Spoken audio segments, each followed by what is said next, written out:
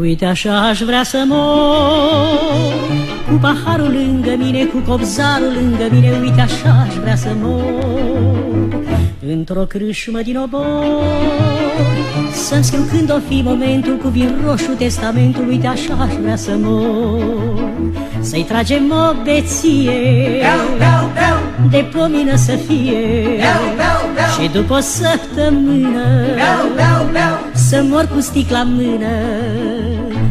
Uite așa aș vrea să mor, cu copzarul lângă mine, cu paharul lângă mine. Uite așa aș vrea să mor.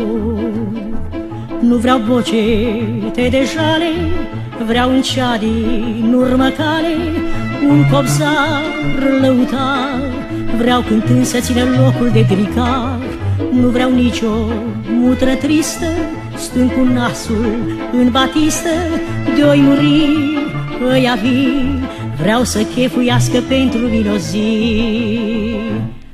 Uite așa aș vrea să mor, cu paharul lângă mine, cu copzarul lângă mine. Uite așa aș vrea să mor, într-o crâșmă din obor,